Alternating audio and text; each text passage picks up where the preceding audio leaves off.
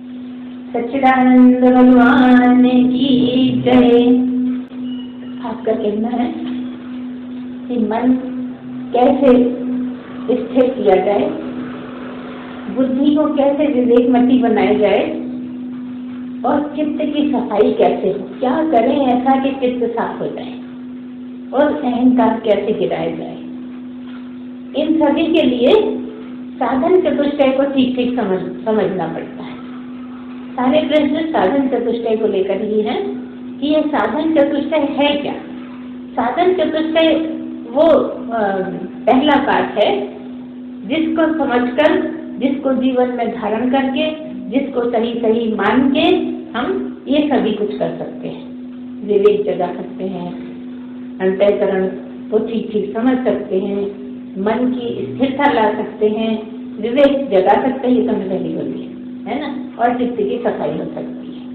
और इतना होने पर अहंकार गिरने के काफी चांस हो जाते हैं, क्योंकि मुख्य तो अहंकार गिराना ही है। अहंकार गिराना और वहीं के वहीं मन को अमन कर देना है ना, मन को अमन कर देना और अहंकार गिराना, ये दोनों बहुत कठिन काम होते हैं। जो आपने कहा कि मन को कैसे स्थिर करें, बस मन अमन हुआ, स्थिर हुआ, मतलब क्या, मन अमन होते ही आप अपने आप स्थिर हो जाते हैं, क्योंकि मन आपने खड़ा किया है, मन को खड़ा किया है, और मन को खड़ा किया है इसलिए मैं है, या मैं है इसलिए मन खड़ा हो गया है। मैं और मन दोनों साथ ही हैं और तद्रूप हैं, दोनों हैं अलग मन। जैसे मन, बुद्धि, चित्त, अहंकार चार चीजें है एक ही, चार तरह से काम करते हैं, इसलिए चार चीजें क्या कहते हैं। मैं जैसे ही खड़ी हुई कि मन का मन होने लगा, मतलब इच्छाएं जाने लगी, मतलब इच्छाएं हैं तो मन है। इच्छाएं कम करते ही मन अमन की तरफ चल पड़ता है, लेकिन इच्छाएं तो इतनी उठती रहती हैं हर दिन हर समय। जहाँ आपने सोचना शुरू करा कि बस इच्छाएं, ऐसा हो जाता तो बड़ा अच्छा रहता, ऐसा हो जाता तो मैं सब कुछ कर सकता था, ऐसे ही लगता है ना कि ऐसा हो जाता, मतलब पहले कंडीशन लग दी कि ऐसा हो जाता तो मैं सब कुछ कर सकता था, ऐसा हो नहीं रहा तो मैं कुछ कर नहीं पा रहा। मतलब क्या, इच्छा है पीछे छुपी हुई, इच्छाओं की बलि चढ़ानी पड़ेगी। और जबकि इच्छाएं नई नई खड़ी होती जाती है, इतनी ज्यादा लंबी लाइन है कि इच्छा से अनिच्छित हो ही नहीं पाते, निरक्ष हो ही नहीं पाते। इच्छाएं लाइन से खड़ी हुई है तो एक के बाद एक सामने आती रहती है। और जबकि दूसरी बात क्या है कि इच्छाएं होना ही एक परेशानी का कारण है ना। पहले बहुत इच्छाएं करते रहे, इसलिए अभी इच्छाएं पूरी हो रही, इस जन्म में हो भी रही है ना। जो भी हो रहा है तो इच्छाएं लेकर आए थे वही तो पूरी हो रही है, वही तो भगवान पूरी करने के लिए जन्म दिया है। तो इच्छाएं पहले जो की थी वो, उसके लिए हमें जन्म लेना पड़ा, मतलब अभी हम इच्छाएं करेंगे तो आगे जन्म लेना पड़ेगा। तो इच्छाएं खड़ी कर रहे हो कि जन्म खड़े कर रहे हो? इच्छाएं करने का मतलब जन्म खड़े करना, सीधी सीधी बात है कि इच्छाएं बनाना, इच्छाएं करना मतलब जन्म खड़े करना। और जन्म खड़े करना मतलब आप गलत मांग रहे हो मुक्ति, या तो मुक्ति मांग लो या फिर जन्म मांग लो, या तो इच्छाएं कर लो या मुक्ति मांग लो।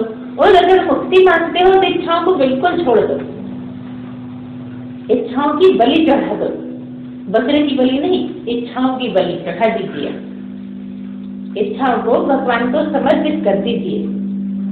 और इच्छाएं समर्पित होते ही आप स्थिर होने लगेंगे, आपके बहुत सारे जन्म खड़े नहीं होंगे, क्योंकि आपने जो इच्छा करी है तो भगवान पूरी करेंगे ना। इसको ठीक कर दीजिए, ज्यादा होने लगेगा।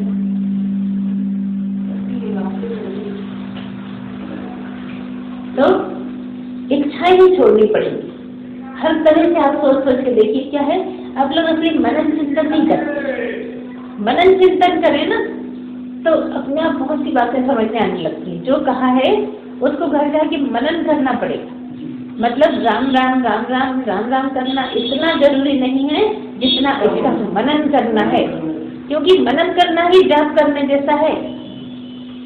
गिनने में नहीं आता, लेकिन गिनती से भी ज्यादा बड़ा, क्योंकि मनन किया, जो गुरु ने कहा वो मनन किया आपने, तो बिल्कुल आपको सुलझेगा। कुछ जो नहीं सुलझेगा तो प्रश्न पकड़ में आएगा, और प्रश्न पकड़ में आएगा तो यहाँ रखोगे तो यहाँ सुलझेगा। इसलिए मनन करना बहुत ही ज्यादा आवश्यक। मनन नहीं करें तो मुश्किल है समझ में आता है, लगता है तो समझ में आ गया, क्योंकि वो तो हर एक को लगता है। अगर 50 लोग भी यहाँ बैठे होंगे सबको अपने अपने हिसाब से समझ में आ रहा है, लेकिन गुरु के हिसाब से कैसे समझ में आ रहा है? गुरु के हिसाब से समझने के लिए तो विवेक जगाना पड़ेगा। दूसरी बात क्या है कि हमारे अंदर श्रद्धा की बहुत कमी। वैसे अभी आपने कोई सवाल किया था ना कि ये कैसे हो, क्यों नहीं होता, ऐसा हो जाए तो, है ना? तो श्रद्धा की कमी होने के कारण नहीं हो पाता। श्रद्धा इतनी ऊंची हो जाए कि वो सब अपने आप ही होने लगे, जो आपने कारण रखे कि ऐसा क्यों नहीं होता। हम चाहते हैं कि ऐसा हो जाए और होता नहीं है, विवेक जग जाए, दिखता नहीं है। तो श्रद्धा की कमी होने के कारण, इसीलिए तो कहते हैं कि विवेक गुरु ही जगाता है। देखो जगा तो नहीं रहे हो, लेकिन कह दिया गुरु ही जगाता है। श्रद्धा किसकी हुई? भाई की हुई, माँ की हुई, किसकी हुई श्रद्धा? श्रद्धा गुरु की हुई। गुरु से श्रद्धा जो हुई उससे आपका सब काम होने लगा। तो कह देते हैं कि गुरु ही जगाता है विवेक। गुरु समझाता है, बताता है, डायरेक्शन देता है कि विवेक कैसे जगाओगे, क्या करोगे, लेकिन जगेगा कब? जब श्रद्धा बहुत ऊंची हो जाए। श्रद्धा हाँ, श्रद्धा बहुत ही ज्यादा आवश्यक है। क्यों? क्योंकि अभी इन्होंने बोला कि श्रद्धावान लभते ज्ञानम। क्या बोला? धनवान लभते ज्ञानम नहीं बोला कि धनवान ज्ञान प्राप्त कर लेता है, ऐसा नहीं बोला। विद्यावान लभते ज्ञानम ऐसा भी नहीं बोला कि बहुत विद्वान है कोई, बहुत विद्या अर्जित कर चुका है तो उसे ज्ञान प्राप्त हो जाएगा, ऐसा भी नहीं है। देखो एक तरफ वो वाला ज्ञान है, एक तरफ ये वाला ज्ञान है, लेकिन तब भी जिसने विद्या का अर्जित कर लिया है, विद्यार्जन जिसने कर लिया है, तो भी वो ज्ञान प्राप्त करे ऐसा नहीं है पक्का। कर सकता है, लेकिन कब कर हो पाएगा? जब श्रद्धा जाग जाए, जब श्रद्धा ठीक से जग जाए, विवेक जग जाए तो हो जाएगा। और श्रद्धा कैसे जगेगी? विवेक जगेगा तो श्रद्धा जगेगी। क्योंकि श्रद्धा होती क्या है यही समझ में नहीं आता। हमें लगता है हम बहुत श्रद्धा कर रहे हैं, लेकिन समझ में ही नहीं आता। विवेक हुई तो समझ में आए, क्योंकि सारी चीजें समझाने वाला तो विवेक है। और इसीलिए सत्संग के लिए विवेक की आवश्यकता है। सत्संग के लिए बुद्धि की इतनी आवश्यकता नहीं है, बुद्धि की तो है आवश्यकता, क्योंकि बुद्धि ही तो विवेक बनती है। लेकिन तब भी बुद्धि की आवश्यकता नहीं है। क्यों नहीं? क्योंकि बुद्धि संसार के लिए, अर्थात बुद्धि संसारी है, सत्संगी नहीं है, संसारी है, उसको संसार में ही बजाता है, इसलिए विवेक जगने नहीं देती हो। संसार की बातें ज्यादा अच्छी लगती है उनको। सत्संग में तो बंध के रहना पड़ता है और तपस्या करनी पड़ती है, मन को बांधना पड़ता है, इच्छाएं छोड़नी पड़ती हैं। इतनी कसरत बुद्धि करना नहीं चाहती। बुद्धि तो जीव की है, स्वच्छंद रहना चाहती है, जीव भी स्वच्छंद रहना चाहता है, कोई अपने ऊपर नियम कानून लागू नहीं करना देना चाहता। वही तो जीव है ना जो मनमानी करे। मतलब जिसका मन ज्यादा स्ट्रांग है वो जीव है, जो शरीर को मैं कहता है वो जीव है, जो इच्छाएं ज्यादा करता है वो जीव है।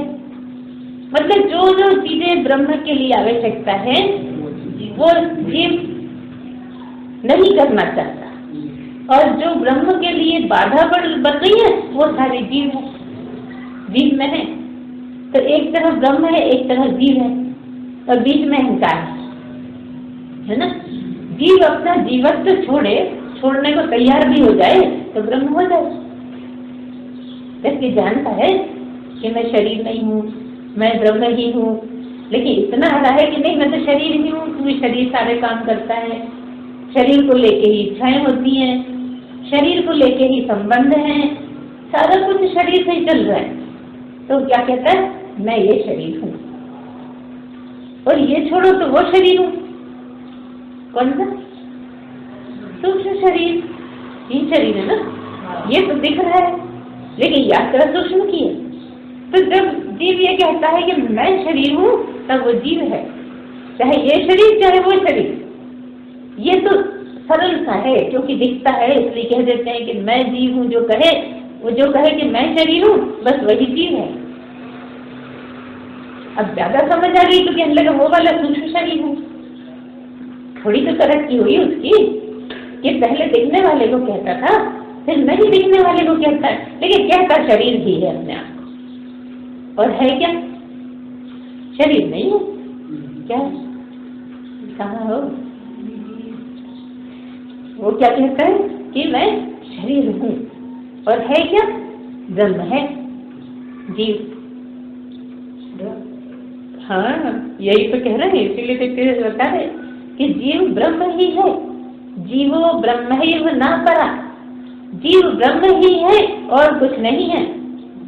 हमारे शास्त्रों ने कह दिया कि जीवो ब्रह्मैव न परा, जीव ब्रह्म ही है। देखो, जीव बराबर कह रहा है कि मैं शरीर हूँ, मैं शरीर हूँ, मैं शरीर हूँ, लेकिन महात्माओं ने क्या कह दिया कि जीवो ब्रह्म ही है जीव, और कुछ नहीं है। क्यों कह दिया?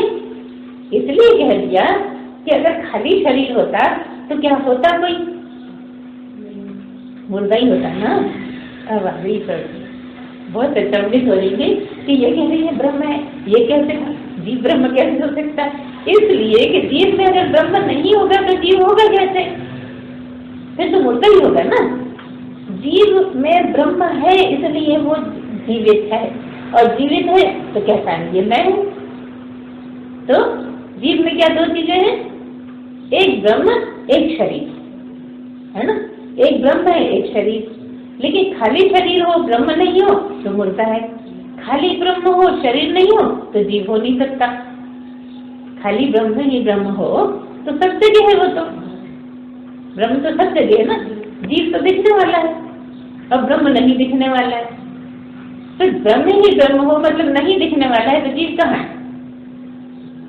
दिखने वाले को ही तो मैं कहता है, वो है ना।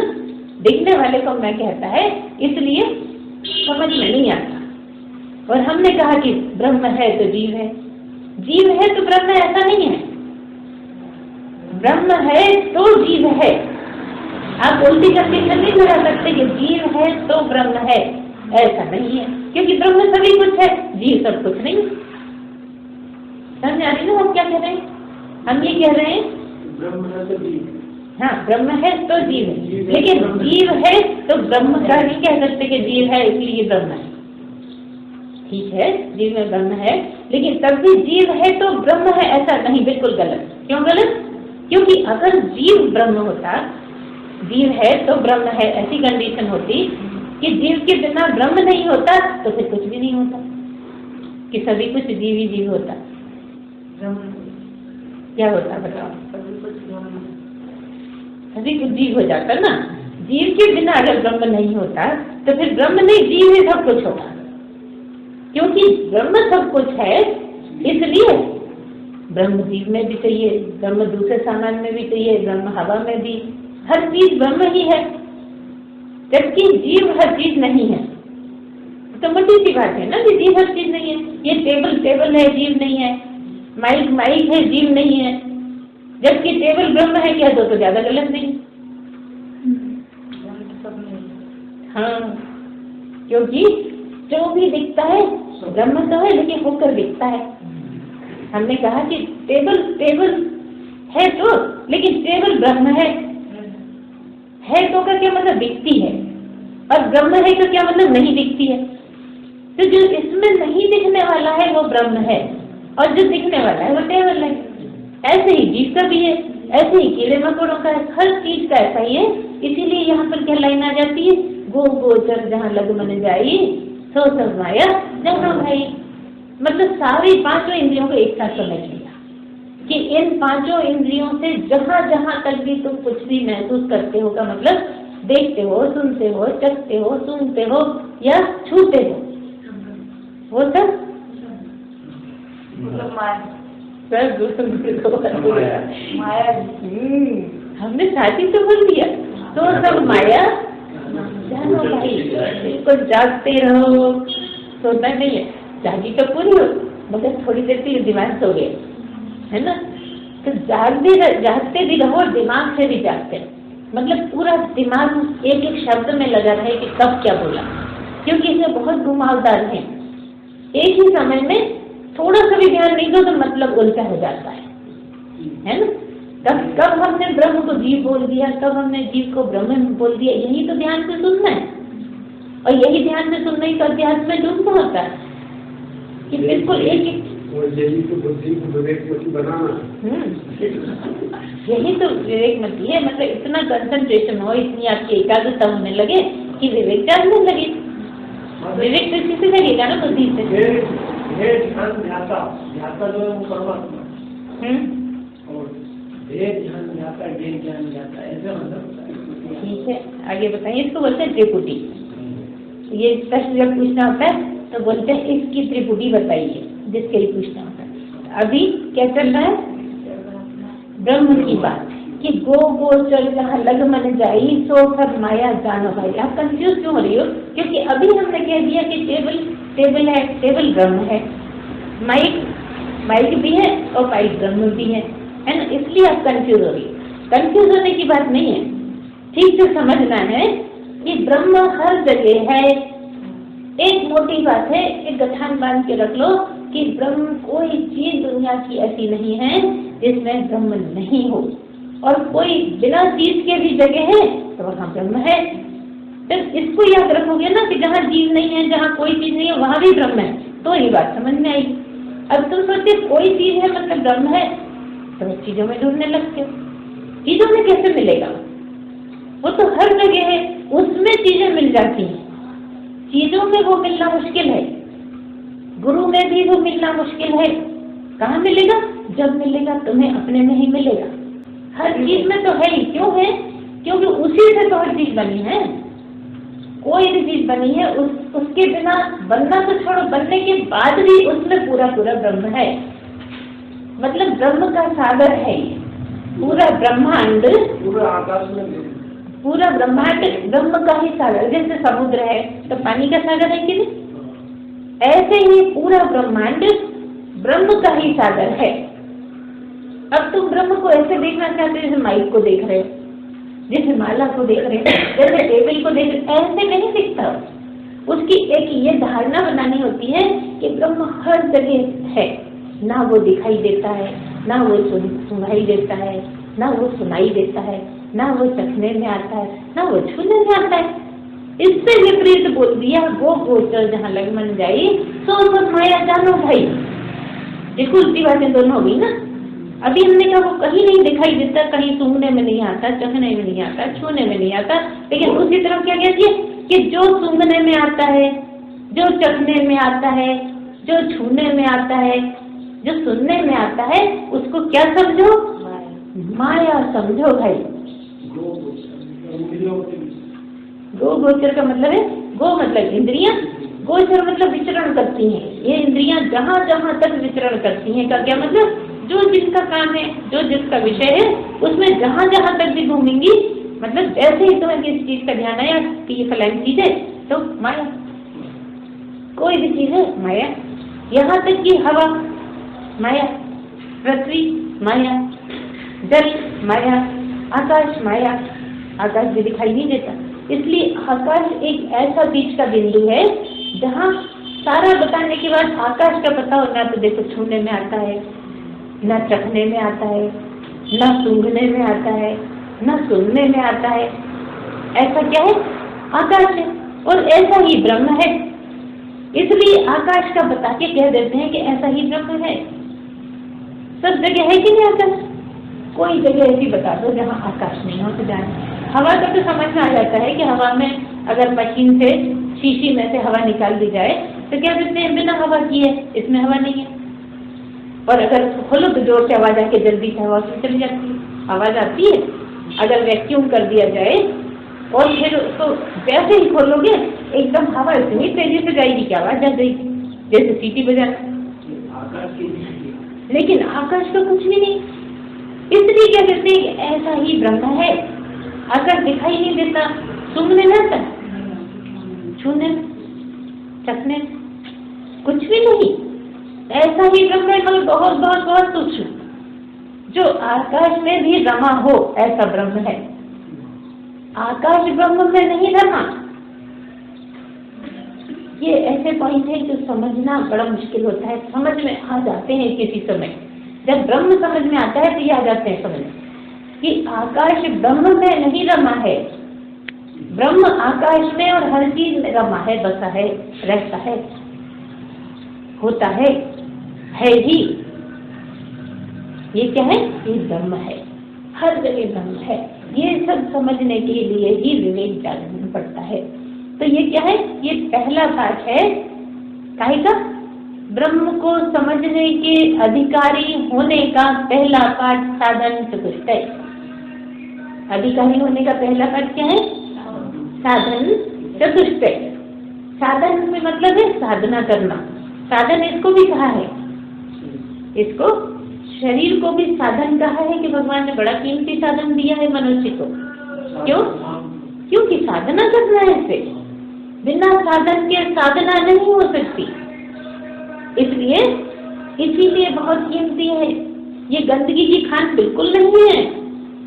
जिसने भी किसी धुन में कह दिया होगा कभी कि ये बड़ा गंदा है शरीर, ये गंदगी की खान है, कह दिया होगा किसी धुन में, लेकिन आप दिमाग से बिल्कुल निकाल दो कि ये गंदगी की खान है। ये इतनी ऊंची जगह ले जा रहा है, इसके बिना आप ब्रह्म को नहीं समझ सकते और इसके साथ भी ब्रह्म को नहीं समझ सकते। तो क्यों दिया? साधना करने के लिए दिया। साधन धाम मोक्ष कर द्वारा, ये ऐसा है जिस द्वार में से प्रवेश करके आप ब्रह्म को पा सकते हो। इस द्वार में खड़े होकर ब्रह्म को नहीं पा सकते। इस द्वार से गुजर जाओ तो ब्रह्म को पा लोगे। मतलब जब तक इसमें खड़े हो काम क्या है? साधना करना ही है। इस साधन से डर के साधना करो, मतलब पुरुषार्थ बहुत ज्यादा किया जाए। अगर इस साधन से, इस शरीर से, तो इस साधन को भूल सकते हो, नहीं तो भूल नहीं सकते, क्योंकि इसको भुलाने में ही तो लगे हैं, साधना करने में लगे हैं। जिस दिन भूल गए इसको, उस दिन ब्रह्म हो गए। कीमती भी इतना और अड़चन भी इतनी।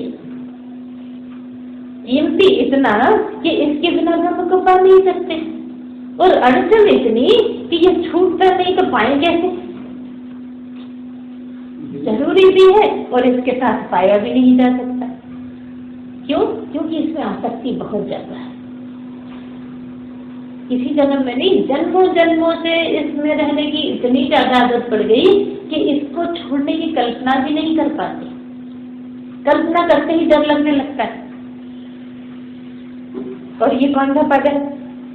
ये अभय पद है, ये निर्भय पद है ना? जब तक डर लगेगा जब तक पात्रता होगी। डर लगना खत्म हो जाए किस चीज का?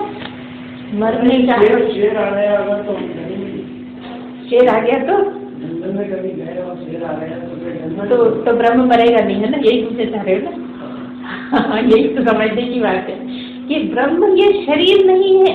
शेर शरीर को खाएगा, ब्रह्म को नहीं, क्योंकि वो खुद ही ब्रह्म है। बड़ा मुश्किल है। तो जीव भी ब्रह्म है, शेर भी ब्रह्म है। शेर में ब्रह्म रहता भी है, शेर ब्रह्म से ही बना है, क्योंकि सब कुछ ब्रह्म से बना है। तो क्या मतलब है? शरीर को खाता है तो डर कहाँ? शरीर में है, ब्रह्म में डर नहीं है। इसलिए धीरे धीरे शरीर का डर खत्म हो जाए तो ब्रह्म हो जाए। समझ में आता है? ऐसा नहीं कि नहीं आता, लेकिन बड़ी तर्क उठते रहते हैं दिमाग में। जैसे ब्रह्म की सोच लो तो शरीर को खाई नहीं होने लगता है ना। यही तो बात है, क्योंकि ब्रह्म शरीर है नहीं, शरीर में ब्रह्म है, ब्रह्म शरीर नहीं है। शरीर ब्रह्म है, मतलब शरीर ब्रह्म से ही बना है, लेकिन ब्रह्म नहीं है। शरीर होकर दिखता है, खाने की चीज शरीर है। और तुम अगर ब्रह्म हो तो तुम्हें डर क्यों लगेगा? डर इसलिए लग रहा है कि तुम शरीर हो। तो जब तक शरीर हो जब तक डर लगता रहेगा, है ना? तो अगर डर खत्म होने लगे तो समझना कि यात्रा जरा तेज चल रही है। जब तक डर लगता रहे तो समझना अभी ब्रह्म से बहुत दूर है, अभी बहुत पुरुषार्थ करना है, बहुत समझना पड़ेगा, दम लगाना पड़ेगा। क्यों? क्योंकि ब्रह्म को समझना है। इसी के लिए विवेक जगाने की आवश्यकता है। जो साधन चतुष्टय है उसमें जैसा कि शब्द है साधन चतुष्टय, साधन मतलब साधना करना, पुरुषार्थ करना, और चतुष्टय मतलब चार। चतुष्टय मतलब कोई चार चीजों का जोड़ा है। जैसे जोड़े दो को कहलाते, ये चार का है, चार का ग्रुप है कोई। वो चार चीजें क्या है? पहला विवेक, दूसरा वैराग्य, तीसरा षड संपत्ति, और चौथा मुमुक्षुत्व। तो पहला आया विवेक। विवेक क्या है? बुद्धि की ही बहुत अच्छी अवस्था विवेक है। बुद्धि जब सही सही काम करने लगे, सही सही समझने लगे, सही क्या है गलत क्या है ये समझने लगे, और भी ऊंची स्थिति हुई तो नित्य क्या है अनित्य क्या है, आत्मा क्या है अनात्मा क्या है, ये चीज समझने लगे जब बुद्धि ही, तो समझो कि विवेक हो गया, है ना। और विवेक हुई तो आप वैराग्य समझ पाओगे। विवेकमती बुद्धि हो गई तो षट संपत्ति समझ पाओगे। विवेकमती हो गई तो मुमुक्षुत्व को समझ पाओगे। नहीं तो अभी तो मुमुक्षुत्व भी नहीं जानते, शब्द ही जानते हैं कि मुमुक्षुत्व है, लेकिन क्या है ये कौन बताएगा? ये विवेकमती बुद्धि ही बताएगी। इसलिए विवेकमती बुद्धि को निखारना पड़ता है, बुद्धि से विवेकमती बुद्धि बनानी पड़ती है। उसी के लिए पुरुषार्थ करना पड़ता है। पुरुषार्थ जितना जितना होता है ईमानदारी से, मैं करता हूँ ये नहीं, ये समझ में आ जाए कि मैं नहीं करता हूँ, तो उसी बुद्धि में से विवेक जागने लगता है।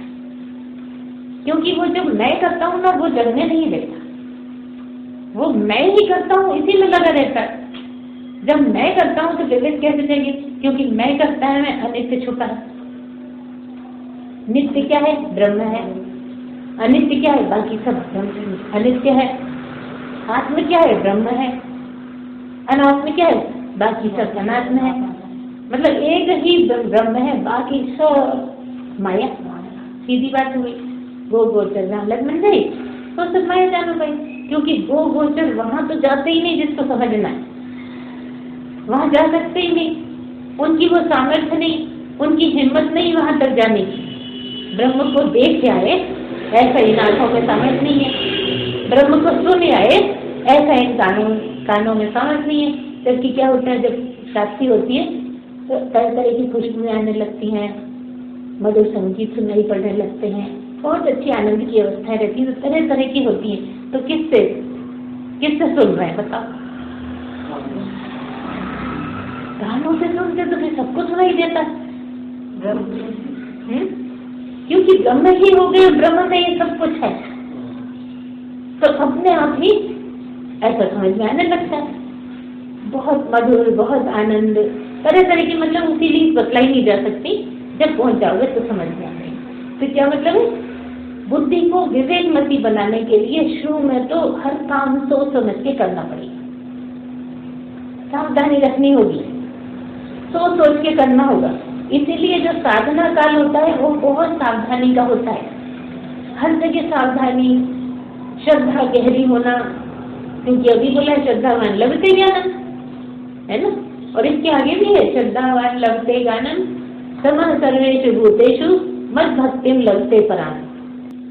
तो जो श्रद्धावान होता है वो ज्ञान को प्राप्त होता है, और अगर श्रद्धावान नहीं है तो ज्ञान प्राप्त नहीं होगा, अगर श्रद्धावान नहीं है तो विवेक नहीं जागेगा, अगर श्रद्धावान नहीं है तो वैराग्य नहीं हो पाएगा।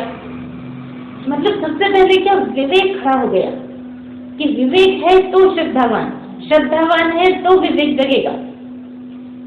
दोनों की गाड़ी अटकी है ना एक दूसरे से। श्रद्धा को भी तो समझना ही पड़ेगा ना, विवेक को भी समझना पड़ेगा। साधन संपन्न है। हाँ, साधन संपन्न तो है, साधन चतुष्टय होना।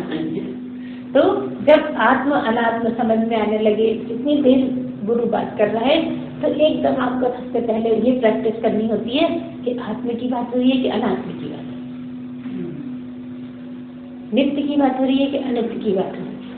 क्योंकि ये ठीक ठीक समझने लगोगे तो आगे बढ़ेगी गाड़ी।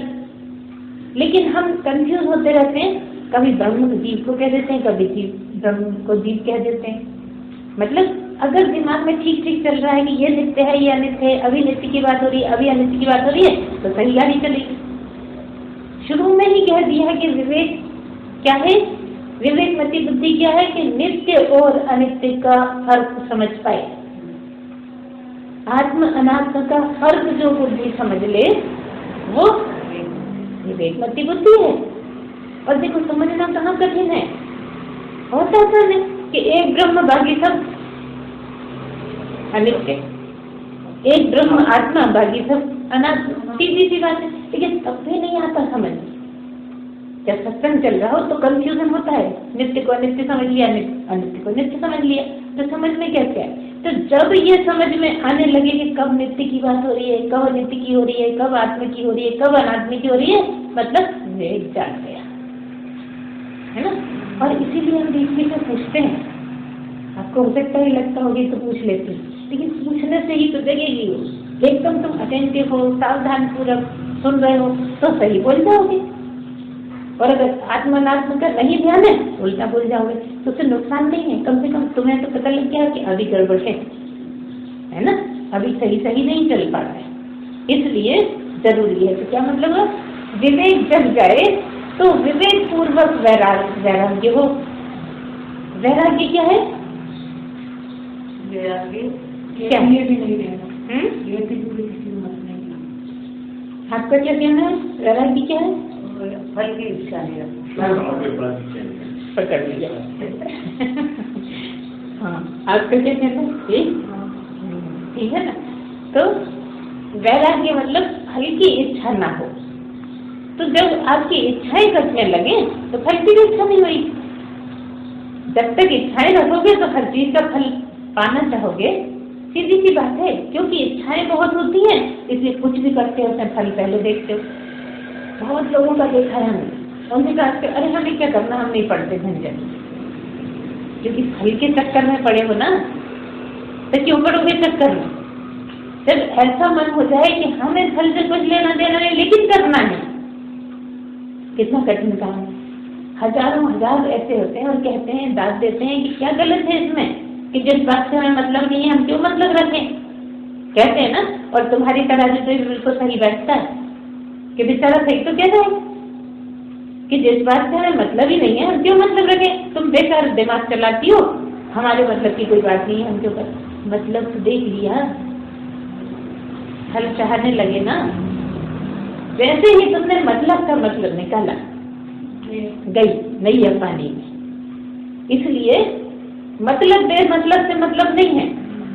मतलब नहीं है कि क्या नित्य है क्या अनित्य है, क्या आत्मा है क्या अनात्मा है, इस पर बिल्कुल तीखी नजर रहे। अगर तीखी नजर रहेगी प्रवचन के समय तो कम से कम रहे, फिर धीरे धीरे बाहर भी रहने लगेगी।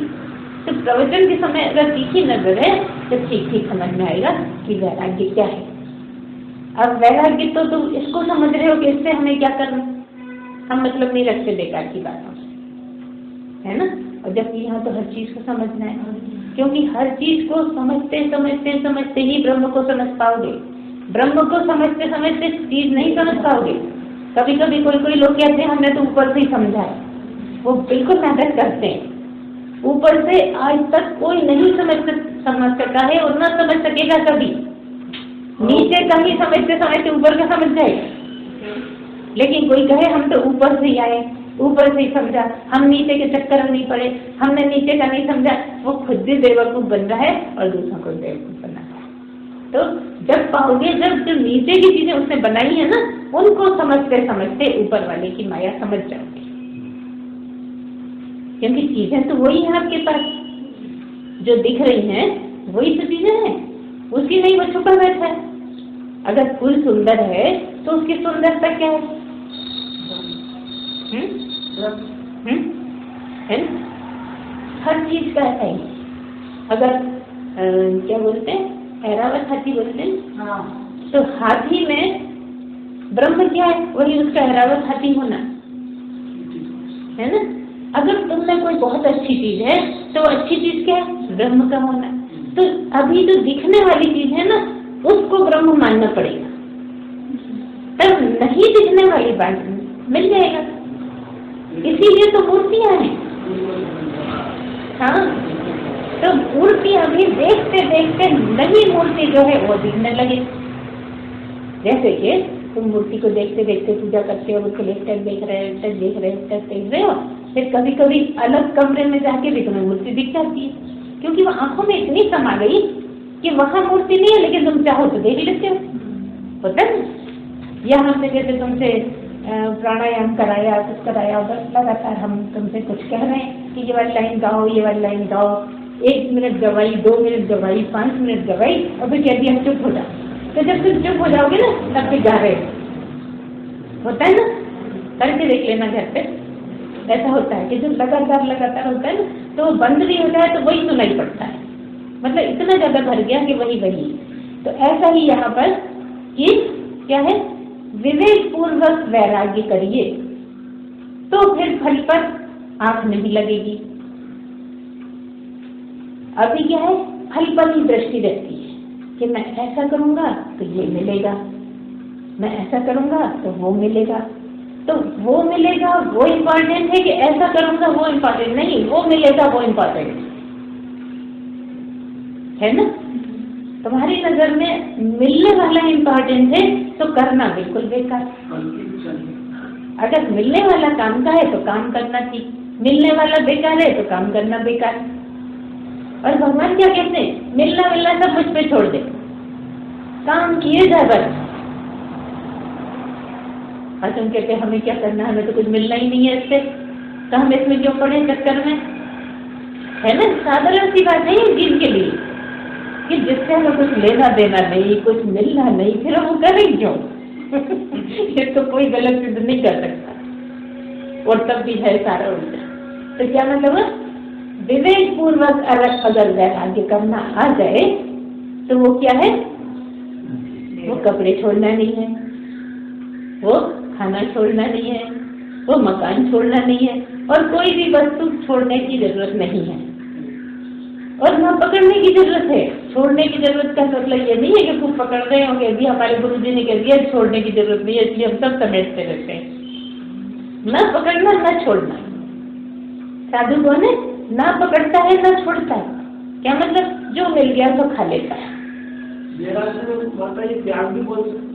हाँ, त्याग वैराग्य है, लेकिन तब भी त्याग इसी को बोलेंगे कि हमने पत्नी का त्याग कर दिया, हमने मकान का त्याग कर दिया, वस्तुओं का त्याग कर दिया। त्याग नहीं करा मगर उसकी भावना छोड़ दो।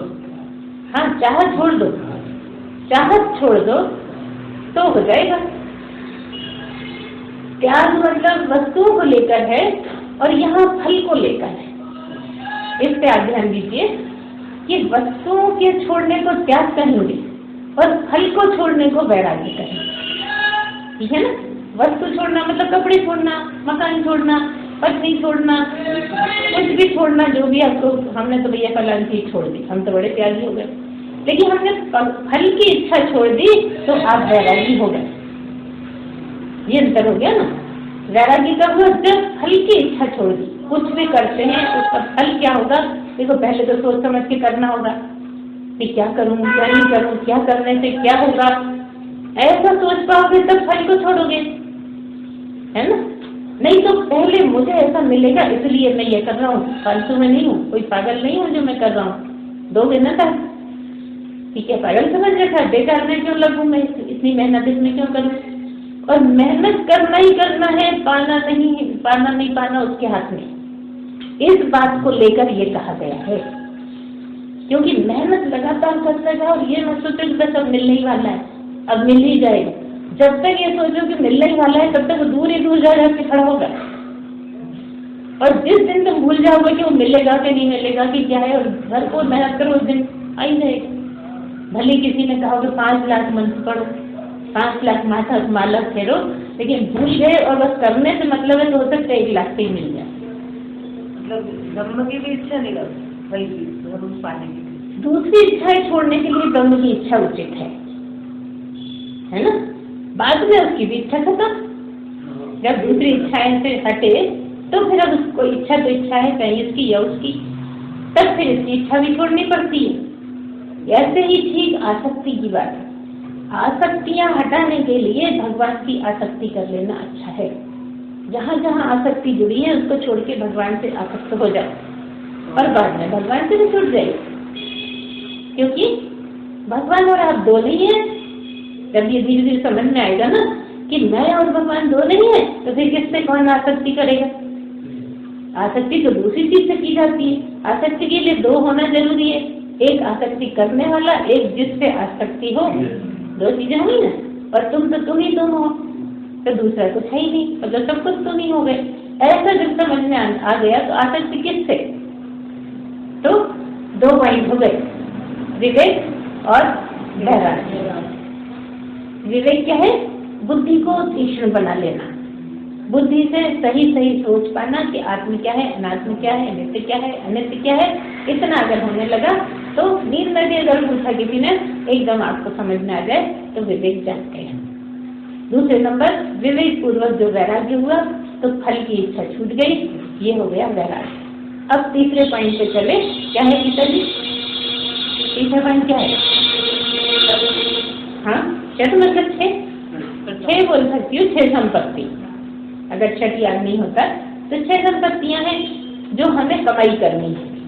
6 संपत्ति का मतलब है 6 प्रकार की संपत्तियां जो हमें जोड़नी है, जो हमें इकट्ठी करनी है, जो हमारे द्वारा की जाए, तैयार की जाए। वो क्या है? सम, दम, तितिक्षा, उपरति, श्रद्धा। श्रद्धा यह धीरे धीरे आपकी श्रद्धा बहुत कमजोर है। सही में श्रद्धा बहुत कमजोर है अभी इनकी श्रद्धा। और फिर 5 छठा नंबर समाधान। फिर से बोलिए,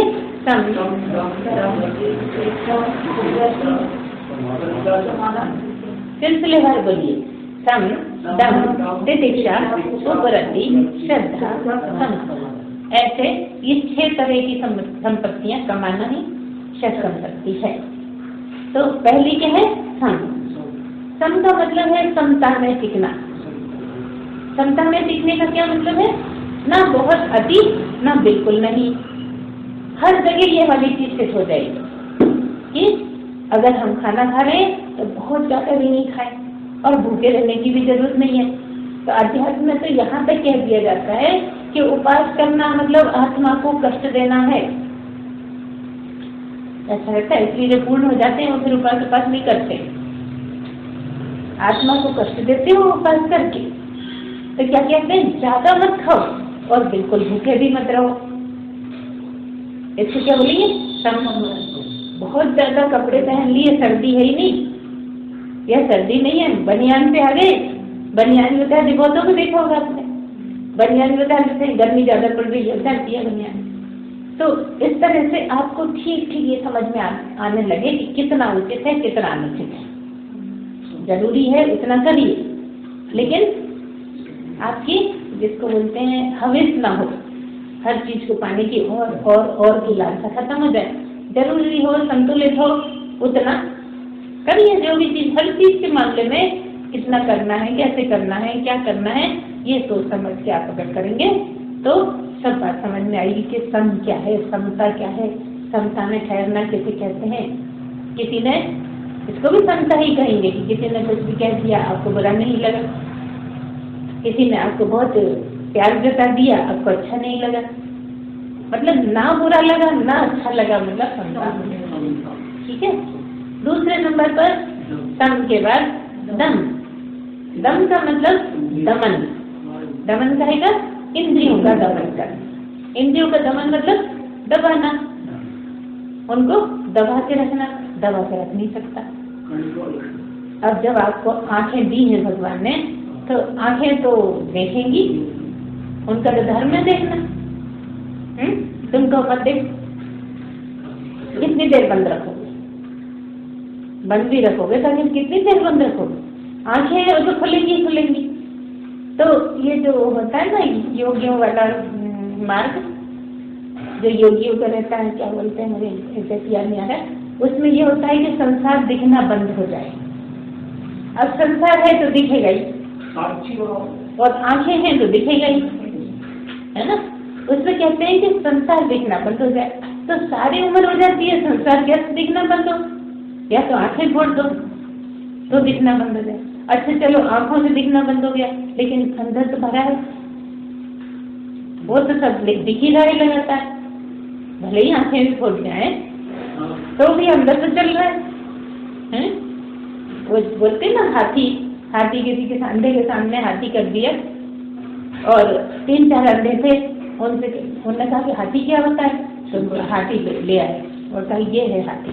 अब वो छू के देख रहे हैं, तो क्या मतलब है, हाथी सामने लाके खड़ा रख दिया और कहा ये देख लो हाथी कैसे। अब आंखें तो नहीं, आंखों से देखना नहीं, टटोल के देख रहे हैं। अब कोई पैरों को टटोल रहा है, कोई सूंड को टटोल रहा है, कोई दुम को टटोल रहा है। अब जिसके हाथ में जो चीज आ रही है वैसे ही हाथी हो गया। जो पैरों को टटोल रहा है तो वो क्या कहेगा, खंबे जैसा है, अच्छा हाथी क्या है। दुम देखेगा कहेगा डंडे जैसा है क्या, है ना। जिसका जैसा समझे, पेट देखेगा कहेगा क्या बॉक्स जैसा है, टंकी जैसा है, क्या है आखिर। सब जैसी चीज टटोलेंगे बस देखिए, क्यों, क्योंकि आंखें नहीं है, और संसार को देखने के लिए आंखें चाहिए, और आंखें सबके पास हैं। संसार भी है, आंखें भी हैं, तो नहीं कैसे दिखे, कितना मुश्किल है। तो आसक्ति खत्म हो जाए, दिखना बंद हो गया। ये कह रहे हैं कि वो गोचर जहाँ लग मन जाए तो सब माया जाने, मतलब ये जो गोचर है ना, जो इंद्रियां हैं, ये नहीं देख सकती, चाहे कर्मेंद्रियां हो चाहे ज्ञानेंद्रियां हो, देख नहीं सकती। न तत्र चक्षुर गच्छति, न वाक् गच्छति, न मनो, न विद्मो, न विजानी। क्या मतलब, वाक् गच्छति, वाक् है कर्मेंद्री, तो कह रहे हैं कि कर्मेंद्रियों की भी पहुंच वहां तक नहीं है। न चक्षुर गच्छति, चक्षु क्या है, आंखें क्या है, ज्ञानेंद्री, वहां पे ज्ञानेंद्रियों की भी पहुंच नहीं है। कहाँ पे, जहाँ ब्रह्म मिलता है, जहाँ ब्रह्म होता है। आंखों के आंखें देखे कैसे देखेगी, आंखों की वहां पहुंच ही नहीं है। आंखें तो बहुत नीचे हैं, नीचे कैसे, शरीर के बाद इंद्रियां, फिर मन, फिर बुद्धि, फिर अहंकार, फिर आत्मा है। कितने पड़ाव बीच में।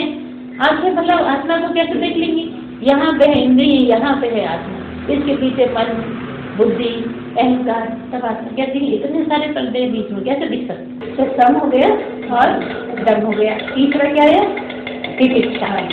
तितिक्षा का क्या मतलब है, सहन शक्ति, सहन करने की शक्ति को डेवलप करिए, मतलब बढ़ाइए, धीरे धीरे सहन करने की क्षमता बढ़े। मतलब क्या, बार बार अपना टेस्ट दीजिए, किसी ने कुछ कह दिया, बुरा लग गया, हाँ, अगर विवेक है, विवेक पूर्वक सोचते हो तो ठीक है, बुरा लगेगा लेकिन उतना नहीं लगेगा। धीरे धीरे कम होगा प्रयास करने से, एक दिन में नहीं हो जाएगा। जन्म जन्मों की यात्रा क्यों है, इसीलिए तो है, इतना आसान थोड़ी है, करना पड़ता है, और इसी को बोलते हैं पुरुषार्थ। तो आप धीरे धीरे अपने टेस्ट लेते रहिए। सर्दी हुई, थोड़ी सी सर्दी पड़ने लगी तो घबराहट होने लगी, जल्दी से पहन लो कपड़े, स्वेटर भी पहन लिया, शाल भी ओढ़ लिया, सब कर लिया, है ना। गर्मी लगी तो एकदम से, अब तो भैया पंखा चला ही हो पहले ही दिन। अगर देखो, हमने अपने जीवन में एक चीज हमने बोला है, तो तितिक्षा की बात हो रही है यहाँ पे, कि ना तो ऐसा है कि बहुत ज्यादा सर्दी पड़ रही है तो भी नहीं पहन रहे, वो समता में रहना नहीं है ना। और ना ऐसा है कि सर्दी है तो भी नहीं पहन रहे, और नहीं है तो पहने चले जा रहे हैं कि अब तो सर्दी आ गई है, तो सर्दी आ गई। अब आप कहोगे भैया हमें तो सर्दी लगती ही नहीं है इसलिए हम नहीं पहनते, लेकिन लगती सबको है कम ज्यादा, क्योंकि गुजरात है, MP है, कश्मीर है, कश्मीर में ज्यादा लगती है, तो कश्मीर में तो इस तरह से। तीसरा क्या हुआ, तितिक्षा। तितिक्षा मतलब सहन शक्ति बढ़ाना, फिर से क्षमता में रहना, दम, अपनी इंद्रियों का दमन करना और सहन शक्ति बढ़ाना, तितिक्षा। चौथे नंबर पे उपरति। उपरति का क्या मतलब है,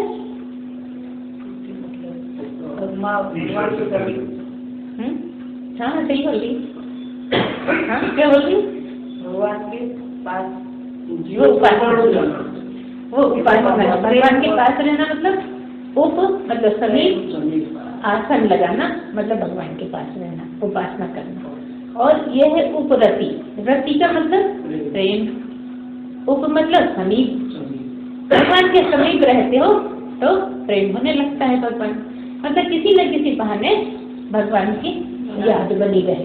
अब तुमको तसल्ली है कि दूर से भी वैसी लगता है, पास से भी वैसी लगता है। इनको लगता है नहीं हम थोड़ा पास में हैं, शायद और में आ जाएंगे हम, जल्दी से ज्ञान हो जाएगा हमें, ऐसा लगता है। ये श्रद्धा होती है, प्रेम होता है, जिसका जैसा भी हो सब तरह से ठीक है। आपके सोचने का ढंग क्या है, इसलिए सब चीजें सही हैं, अपने अपने हिसाब से सब सोचते हैं, क्योंकि गुरु के लिए बुरा तो कोई भी नहीं सोचता है ना। और ये है कि श्रद्धा अपनी अपनी है, कम ज्यादा श्रद्धा हो सकता है बहुत पास बैठने वाले को श्रद्धा थी, हो सकता है बहुत दूर बैठने वाले को खूब श्रद्धा हो, कुछ नहीं कह सकते। छोड़ी थी जो साधु जा रहा है, हाँ, उसका अंतःकरण कितना शुद्ध हुआ। प्रेम करने से क्या मतलब है, अंतःकरण को शुद्ध करना।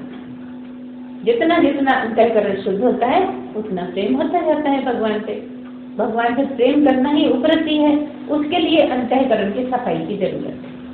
जो आपका प्रश्न है ना कि मन स्थिर कैसे हो, बुद्धि विवेकमती कैसे हो और चित्त कैसे सफाई, तो प्रेम कैसे होगा, चित्त की सफाई करके ही प्रेम होगा।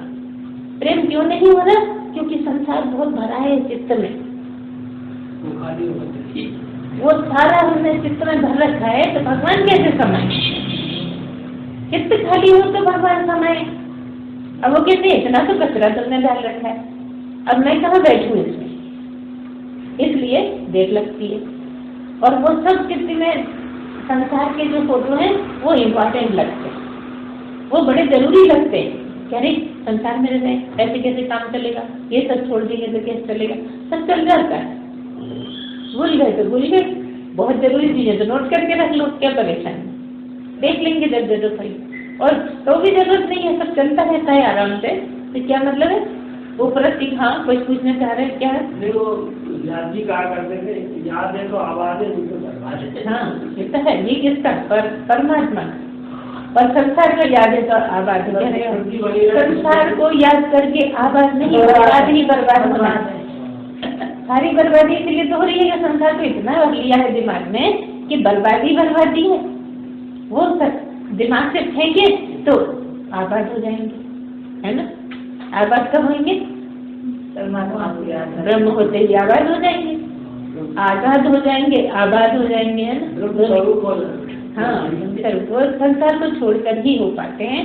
इसलिए संसार जितना जरूरी है बस उतना उससे मतलब रखा जाए तो कोई भी हो सकता है आबाद। लेकिन काम का बेकाम का सब कर लेते हैं। और कई बार क्या होता है, हम लोग साथ में रहते हैं ना, तो हमारी आदत ऐसी है, अपनी आदत के तुरंत उसको फेंक देते हो तो वो इकट्ठा नहीं होता, और अगर नहीं फेंकते हो तो कचरा इतना ज्यादा हो जाता है, इतना ज्यादा होता है कि भगवान से जगह ढूंढते गए जाते। जैसे कि कचरे की बाल्टी आप नल के नीचे रख दो, आपको खाली नहीं करनी पड़ रही, पानी समाता जा रहा है, अपने आप खाली हो रही है, काहे से कचरे से। वैसे खाली नहीं होगा, भरते जाओ भरते जाओ भरते जाओ, जितना जप हो जाएगा, जितना ध्यान हो जाएगा, उतना कचरा हट जाएगा। कमरा नहीं है, अब कचरा रख लो या भगवान को रख लो। अगर भगवान को रखना चाहते हो तो भगवान का नाम ही तो भगवान को ले आता है, इसलिए तो कलयुग केवल नाम धारा है, जबकि सतयुग में है। ये तो एक कहावत है जो सिट बैठ जाती है कि कलयुग केवल नाम आधार। वो तो हर युग में नाम का ही आधार भगवान है, भगवान की कोई सूरत थोड़ी, इसलिए नाम ही है सब कुछ। नाम को जानते हो, नाम को बोल सकते हो, नाम से समझ सकते हो कि कोई ऐसी शक्ति है जो सब कुछ कर रही है, सब हो रहा है, तो उसी की स्मरण, नाम का ही स्मरण इतना ज्यादा हो जाता है कि संसार भागने लगता है। आप संसार को नहीं हटा सकते। जैसे कि अगर हम रात में यहाँ बैठे हैं, बिल्कुल घोर अंधेरा है, आपको हम तो अंधेरे को बाहर फेंकेंगे, अब बाल्टियाँ चलाते रहो बाहर, तगारियाँ फेंकते रहो, चद्दरों से धक्का धक्का के बाहर ले जाओ, चला जाएगा ना, अंधेरा है बाहर चला जाएगा। तो क्या करना पड़ेगा, अंधेरे को कुछ करने की जरूरत नहीं है, एक तीली जला दो, क्या होगा? बस एक तीली जलाई कि प्रकाश हो गया। इतनी सी तीली ने भी घनघोर अंधेरे को भगा दिया। और नहीं तो आप धक्का देते कि भगा लो, भगा सकते हो? नहीं भगा सकते। इसी को तो विवेक बोलते हैं। ये उदाहरण क्यों दिया जाता है? इसी तरह से सोचने का ढंग हो कि लगे हैं संसार हटता नहीं, संसार हटता नहीं, संसार बड़ा परेशान कर रहा है, संसार दिमाग में भरा पड़ा है, तो भरेगा ही, बनाया ही इसलिए था, उसी से कभी तक काम चला, उसी से तो बच्चे पाले, उसी से गृहस्थी चलाई, तो होगा। बहुत अच्छा था जो संसार भरा, लेकिन अब उसकी जरूरत नहीं है। अब मतलब क्या वो जवाहर व्यायामशाला के पड़ोस वाले मकान की जरूरत नहीं है, और वो ब्याज की किताब कि ध्यान अगर करते हो तो वो जो सीन फंसे पड़े हैं तुम्हारे दिमाग में, जो परेशान कर रहे हैं, जो खाली नहीं होते हैं, उनको एक बार फिर से दियो, उसी जगह पहुंच जाओ 10 साल पहले। वो सब ध्यान से देखो, एक एक चीज ध्यान से देखो, बस ठीक है। एक बार पिक्चर देगी और थैंक यू, अब कोई मतलब नहीं, सब छूट लगा। हाँ, ऐसे तरीका। आपने पूछा ना कि कैसे हटाएं संसार को, कैसे हटाएं दिमाग में भरा पड़ा है, उसके लिए हमने बताया। हम कई बार कराते हैं, लेकिन अब इन लोगों को इतना टाइम ही नहीं रहता कि प्रवचन में खत्म हो जाता है। थोड़ा बहुत कई बार ध्यान ऐसा कराते हैं इसी तरह का बिल्कुल साक्षात करने का, उससे बहुत सफाई हो जाती है मन की। तो इस तरह से क्या हो गया? सम दम विदिक्षा उपरति, भगवान से प्रेम हो जाए। फिर श्रद्धा की बारी आई। अब प्रेम होएगा तो श्रद्धा होगी, प्रेम नहीं होगा तो श्रद्धा कैसे होगी? गुरु से अगर प्रेम है तो श्रद्धा होगी, अगर स्वार्थ है तो श्रद्धा का नाम भी नहीं है। इसलिए दुनिया में एक गुरु ही तो ऐसा है जिससे स्वार्थ नाम की चीज नहीं होती। अगर गुरु से भी ऐसे सोचो कि हमने तो उनको ये दिया, इनने तो हमें दिया ही नहीं, तो ये तो संसार ही हो गया, गुरु नहीं रहा। और गुरु तो कुछ मानता नहीं, लगातार प्रवचन कर रहा है, लगातार प्रवचन कर रहा है। वो नहीं कह रहा कि 100 रुपए चढ़ाओ, वो नहीं कह रहा कि 2 रुपए चढ़ाओ, न 2 से मतलब, न 100 से मतलब। अगर तुम में श्रद्धा है तो तुम्हें लगेगा इतना बड़ा काम कर रहा है जो कोई नहीं कर सकता, तो मैं तो लुट जाऊं तो भी कम है, तब श्रद्धा देगी। और ऐसा लगेगा कि नहीं, मैंने इतना दिया, गुरु ने नहीं किया, मैंने ऐसा किया, उसने नहीं दिया, मैं ऐसा करूंगा तो वो उसको भी इतना करना चाहिए। जो इस तरह की कंडीशन लगाएगा, सारी जिंदगी निकल जाएगी, श्रद्धा नहीं जाग पाएगी। और श्रद्धा के बिना परमात्मा मिल भी नहीं सकता। सिर के बल खड़े हो जाओ लेकिन परमात्मा नहीं मिल सकता, क्योंकि यही तो परमात्मा है उसके लिए। श्रद्धा गुरु में हो तो जगी परमात्मा से प्रेम, क्योंकि श्रद्धा गुरु से हुई, प्रेम परमात्मा से हुआ। इसको, इसी को समझ के कि यही मेरा परमात्मा है। अब उससे बदला जिसने सब कुछ तुम्हें दिया, इसीलिए तो परमात्मा मानते हैं गुरु, कि जो भी तुम्हारे पास है सब परमात्मा ने अर्थात गुरु ने ही दिया। अब कहाँ तक बदला करोगे तुम बताओ? तुम तो लुट जाओ, दिन रात करते रहो तो नहीं चुका सकते।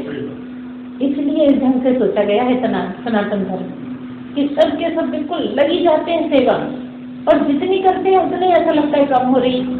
ये श्रद्धा होती है, जब किए जाए किए जाए किए जाए और लगे ऐसा कि हम तो कुछ कर ही नहीं पा रहे, हम तो कुछ कर ही नहीं पा रहे, तब श्रद्धा का शुरुआत। कितनी कठिन कठिन बातें हैं ना, अब लगती बड़ी सरल सी हैं, और फिर उससे हम तोलते हैं, नापते हैं, तो लगता है हम तो खूब करते हैं श्रद्धा, हम तो खूब करते हैं प्रतीक्षा, हम संदम में रहना बहुत जानते हैं, हमें क्यों नहीं हो रहा? अरे शुरुआत ही नहीं हुई है कि नहीं? इसको नापे तो कह देते हैं सर कटाए हरी मिले तो भी सस्ता जान। सर काट के गुरु के पैरों में रख दो तो भी समझो बड़ा सस्ता सौदा है। अब तो सामान चीज कुछ देना लेना, कुछ कर देने को ऐसे समझते कि हम तो इतना कर रहे हैं, इतना कर रहे हैं, ये तो बेकार है गुरु, छोड़। वो वाले गुरु अच्छे रहते हैं जो करते रहते हैं ना, उनसे कुछ ही पूछो सब बता देते हैं, है ना, ऐसा कब होएगा, कैसे होएगा, तो पता है वो काम के नहीं, वो काम के नहीं, वो कल्याण नहीं कर सकते। जो ये बता देते हैं ना कि इतने दिन और तुम्हारा कष्ट है और फिर खत्म हो जाएगा, वो नहीं है गुरु। गुरु ये है कि तुम सहो, ये तुम्हारे हिस्से का है। अगर अभी नहीं सहोगे तो फिर बाद में सहना पड़ेगा, अगले जन्म में सहना पड़ेगा। सहते ही रह जाओगे बस। तो सहने का छोड़ ही दो, यही तुम्हारी जीवन है। ऐसा करके चलो, एक न एक दिन तो खत्म हो जाए, क्योंकि सबकी अपनी अवधि है, सबका अपना अपना हिसाब किताब है। अगर किसी की शादी नहीं होनी है तो नहीं होनी है।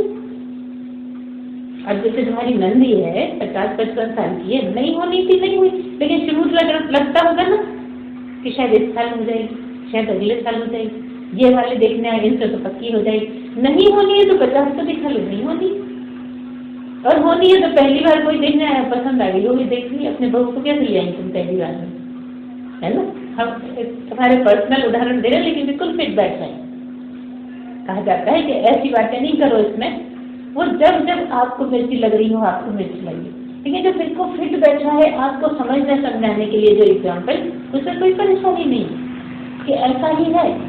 मन कहता है कि ये हो जाए, वो हो जाए, ऐसे हो जाए, इतना हो जाए, इतना हो जाए, इससे लगता है। बाकी होगा तो वही जो राम रचि राखा, वही जो राम रचि राखा। इसलिए अगर उसको प्रभु को चाहते हो तो सब उसकी मर्जी पर छोड़ो, थको मत, सह के थकना नहीं है। हाँ, हरी इच्छा सर्वोपरि। इसलिए ईश्वर की है, अपना क्या कुछ भी नहीं है। आप ना आपकी मर्जी से आए, ना आपकी मर्जी से जा सकते हो, ना कुछ लेके आए, ना आपकी मर्जी से ले जा सकते हो। फिर आपका क्या है यहाँ बता तो दो, एक चीज बता दो, क्या आपका शरीर ही आपका नहीं है? जिसको सारी जिंदगी मैं कहते रहे वही आपका नहीं है। आप तो मैं कहते थे, हम कह रहे हैं आपका नहीं है। एक आप हो, एक आपका है। आप उसको आप ही समझते रहे, और हम कह रहे हैं वो आपका भी नहीं रहा, है ना? ऐसे चले गए, हाथ हिलाते भी नहीं कह सकते, हाथ तो यहीं लगे रहे है ना? और चीजों भी ये कहते हैं कि हाथ हिलाते चले गए, लेकिन हाथ पैर सब तो यहीं पड़े, हिलाओगे क्या? बिना हिलाए और शरीर से अलग हो गए, और हुए भी नहीं अलग, क्योंकि आपके बस में कुछ नहीं है, इसलिए शरीर आपके बस में नहीं रहा। पड़ा वही है, बुद्धि वही है, देख रहे हैं, सब रो रहे हैं, आंखें भी वही है, जिनसे देखना बंद हो गया। लेकिन तब भी सब पता है, कहते हैं ना, बिना कानों के देखता है, बिना आंखों के देखता है, वही तो हो गए थे। आप भी देखने लगे, आप भी सुनने लगे, सब पता लग रहा है। इसलिए कहते हैं कि कोई मरे तो ज्यादा कहना नहीं चाहिए, क्योंकि आत्मा फिर अच्छी रहती है, तकलीफ में होती है, बहुत परेशानी होती है उसको। देखो आत्मा में कोई परेशानी नहीं, लेकिन क्यों कह रहे हैं? क्योंकि जीवात्मा है, जीव है ना, जीव के कारण सब कुछ है। आत्मा में कुछ भी नहीं है, लेकिन आत्मा के लिए थोड़ी है। पर जैसे यहाँ है, समझो यहाँ पे है आत्मा, इसमें क्या है परेशानी, और यहाँ है जीवात्मा, इसमें तो है ना परेशानी। तो जो जीवात्मा, जो जीव रहते हुए ही चला गया, वो तो तकलीफ उठाएगा ना। देवता क्यों बने? बिना शरीर के ही बने थे देवता, शरीर तो नहीं थे बैठे ना। देवता कहते किसको? जिनके शरीर नहीं होता उनको देवता कहते हैं। उनको भगवान काम सौंप देता है कि ये करो, दिन और रात करो, है ना, टाइम टाइम से काम करो, तुम पालन करो, तुम संहार करो, ये देवता है, कोई एक नहीं है। यह पहले ही बताया है कि ब्रह्मा एक ही नहीं है। ब्रह्मा मतलब प्रिंसिपल सदा एक ही रहता है क्या? एक मर गया, दूसरा आ गया, दूसरा मर गया, तीसरा आ गया, तीसरा मर गया, ऐसे ही ब्रह्मा है। लेकिन तुम्हारे लिए देवता है ना? जैसे कि कोई ड्रामे में कृष्ण बना तो मोर पंख लगाएगा ना, है ना? अब दूसरा बन गया तो वो बना लगा लेगा मोर पंख, है कि नहीं? लेकिन लोग अलग अलग है ना। ऐसी ही बात है ब्रह्मा विष्णु में, कोई एक अकेले नहीं, एक अकेला सदा कौन है? बस ब्रह्म है। ब्रह्मा में भी ब्रह्म है, विष्णु में भी ब्रह्म है, और महेश में भी ब्रह्म है। विष्णु भी महेश नहीं है, विष्णु भी ब्रह्मा नहीं है, महेश भी ब्रह्मा नहीं है। और कौन कौन बचे? ब्रह्मा, विष्णु और महेश, तीनों ही ब्रह्म नहीं है। क्या है? एक पदवी है जिस पे काम कर रहे हैं अपना अपना। इसलिए हजारों हजारों ब्रह्मा हो चुके, हजारों हजारों विष्णु हो चुके, हजारों हजार महेश हो चुके। क्यों? अगर कोई बहुत उच्च कोटि का आदमी होता है जो बहुत निर्मल रहा, बहुत अच्छा रहा, लेकिन ब्रह्म तक नहीं जा पाया, उसको देवता की पदवी दे दी जाती है और कुछ दिन उसको वो वाला डिपार्टमेंट सौंप दिया जाता है कि अब तुम करो। लेकिन जिस दिन उसको अहंकार आ जाएगा उसी दिन उसकी ड्यूटी खत्म। आप कहोगे कि अहंकार आना बंद हो जाता तो वो देवता क्यों बनता, ब्रह्मी नहीं बन जाता, है ना बात पतेगी? अभी भी तो यही कह रहे हैं कि अहंकार खत्म हो जाए तो ब्रह्म है, और वहां कह रहे हैं कि ब्रह्म अहंकार आ जाता है। कैसा? वो समझने लगे कि ये सब मैं चुरा के ले जाऊंगा, गाय बछड़े सब चुरा के ले जाऊंगा, सब पता लगेगा ये कृष्ण को। याद आ गई ना बात? नहीं समझे? कितनी बार सुनी होगी बात? हम तो ऐसे ही बोलते हैं, एकदम पकड़ना है बात।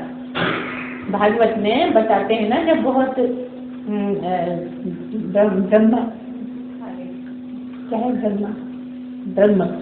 ब्रह्मा जब चिढ़ते हैं ना, कृष्ण से जब जलन करते हैं तो सारे गाय बछियां ग्वाले सब ले जाते हैं, उठा के ले जाते हैं ना। तो फिर क्या करते हैं कृष्ण को कोई फर्क नहीं पड़ता, उन्हें पता भी है कि ले गए, और वैसे के वैसे सारे बना देते हैं, और पूरे वृंदावन में किसी को पता नहीं लगता कि ये हमारी गाय नहीं है, और ज्यादा दूध देने लगती है। देखिए क्यों ले गए थे? क्योंकि अहंकार आ गया था कि अब इसको मजा चखाता हूं मैं, ये हमसे बड़ा बताता है अपने आप को। और जब दूसरे इतने सारे बन गए तो ब्रह्मा भी घबरा गए, अरे ये चीज है, ये तो हम नहीं बना सकते, ये बना देता है ना। तब इनको क्या हो गया था अहंकार? इनको अहंकार ये हो गया बड़ा ब्रह्मा को कि हम बनाते हैं ना सर, हम बनाते हैं तब तो दुनिया में लोग रहते हैं। जैसे कि महेश को हो जाए ये अहंकार कि हम खत्म करते हैं, हम चाहे तभी खत्म कर दें, तो ये अहंकार हो गया।